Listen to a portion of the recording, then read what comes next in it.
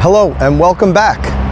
As you can see, I'm standing in front of a beautiful blue 2020 Tesla Model Y. About to do the 70-mile-an-hour range test like we did with the Tesla Model 3 a few weeks ago. Now, the Tesla Model Y that we have here is a dual motor long range. It's EPA range rated at 315 miles per charge. I just fully charged it up to 100% and it displayed 315 miles of range, as it should. It only has about 500 miles on it, so we should be getting the full EPA range rating. Now, if you remember when we did the Tesla Model 3 70-mile-an-hour range test, I finished up with 290 miles of range at a efficiency rating of 4.25 miles per kilowatt hour.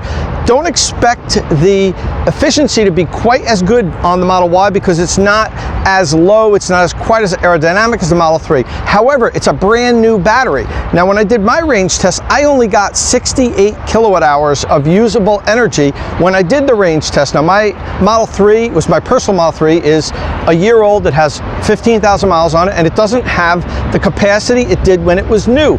This guy should have more than 70 kilowatt hours of usable capacity. So while the efficiency might not be as good as the Model 3, the range might actually be better. So curious to see how that works out. It's a beautiful day today. I'm out here on the New Jersey Turnpike, about to start one of the loops, driving up and down the turnpike at a constant 70 miles an hour. Check the tire pressure. They're perfect, 42 PSI, what the manufacturer recommended pressure is for this. It's about 85 degrees today, so I'm going to have the air conditioning on for the whole trip, as I did with the Model 3. It's supposed to get up into 90, so the AC use might be a little bit heavier than it was when I had the Model 3. In any event, what's the conditions today? Wind is perfect, very gentle breeze, less than 5 miles per hour.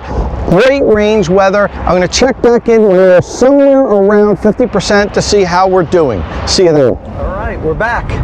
So we just passed 40% state of charge and we are averaging 260 watt hours per mile. Now that's a little less than 4 miles per kilowatt hour, somewhere around 3.85-ish. Not bad. I was kind of hoping we would average 4 miles per kilowatt hour, but doesn't sound like that's going to be the case. If things hold out, we should finish up with somewhere around 270, 275 miles. Excellent for the Model Y. A little bit less than what we did with the Model 3, but that's to be expected. This is an SUV. It's not quite as aerodynamic, and it's not going to beat the Model 3's range. So one thing I'd like to notice is, I don't know if you can see, but it's showing that it's 93 degrees out. It's not really correct. Tesla's thermometers aren't that accurate. It's actually about 86 out now. I just checked, 86, 87. And you'll also might notice that it's set at 71 miles an hour, not 70. That's because I checked the Model Y's speedometer with GPS and it was reading 1 mile an hour fast. That's not the case with my Model 3, but it was here. I checked it, and I checked it for a while just to make sure there was no problem with it, and it wasn't. And then once I ticked it up to 70, 71, the GPS read 70. So we're at the GPS rated 70 miles an hour. We've gone right now 171 miles, and we are at 38% battery. We've used 44 kilowatt hours. And as I mentioned earlier, we're averaging about 200 and just dropped down to 259 watt hours per mile now. One thing that I will note is that if you can see here, on the HVAC system, I have the fans on setting number 5. Now, in my Model 3, I rarely ever need to set it more on a higher fan speed than 3, but I need 5 here today just to keep me cool, because the Model Y's cavernous interior. It's huge in here. There's a lot of air for the vehicle to cool off, and it requires a higher fan speed. Now that's going to use more energy, and that's contributing to the lower efficiency number. I was actually taken back by that a little bit. I mean, I guess I should have realized it was going to need a higher fan speed, but I had it set on 3, which is what I usually do in my car, and it just couldn't cool the car off. So again, you know, it's not the perfect range test. If it was perfect, the ground would be completely flat. We wouldn't need air conditioning at all. But we do these 70-mile-an-hour range tests just to give customers another metric to give them some more data to see about what they can expect if they drive a Model Y. We'll check back when we're finished and we'll do the wrap-up. See you then. All right, checking in at 10% state of charge. We have now driven 247 miles, and the consumption gauge is saying we have 32 miles of range left. That would give us almost 279 miles, which is a little bit better than what it was predicting before. That would be a win as far as I'm concerned for the Model Y, that we only got only about 11 miles less than the Model 3. We've so far used 65 kilowatt hours, as I said earlier, the available capacity is more in this vehicle than it is in the Model 3 that we tested. I'm guessing we're going to have somewhere around 72 kilowatt hours that we use up when we finish. Now we're averaging 261 watt hours per mile, which is right around 3.82, 3.83 miles per kilowatt hour, which is, as I said before, that's absolutely acceptable.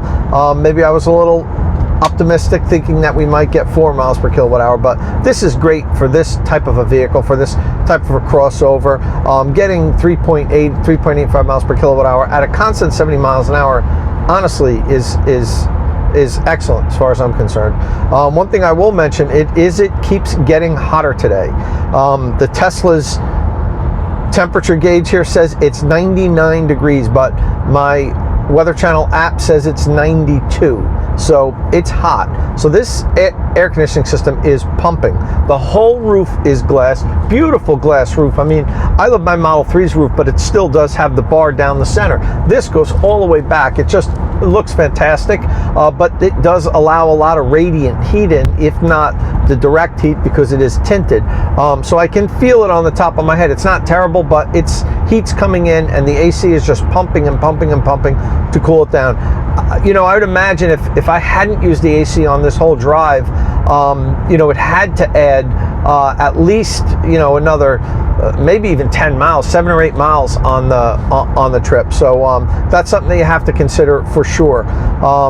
Okay, let me take a look now. We're down to 8%, and it says we have 28 miles of range left, and we are 25 miles from the Robbinsville supercharger, so we're pretty close. I might have a couple miles in the tank left when I get there, so if I do, I can get off. There's a highway off of the turnpike that the supercharger's on, that I can drive down there at maybe not 70 miles an hour, but I could probably go 60. So if I have to, I'll do that. The goal always is to pull into the supercharger at 0. Sometimes I'm at 1 or 2%. We'll see. Today I think I can get it down to 0. But in any event, we'll check in when we're there with the results. See you later. We're done. How well did we do? Pretty good. We finished up with 275.4 miles and 260 watt hour per mile consumption rate. Now that converts to 3.85 miles per kilowatt hour, which is pretty darn good for a crossover like the Model Y. We used 72 kilowatt hours. Actually, it was 71 kilowatt hours when I pulled in, and as we sat there, when I was taking pictures, it jumped up to 72 kilowatt hours. If you do the math, that works out about right to like 276 miles of range. So, you know, there's where we're at. Tesla Model Y 2020, dual motor, long range, at a constant 70 miles an hour. We finish up with 275.4 miles. Well done, Tesla.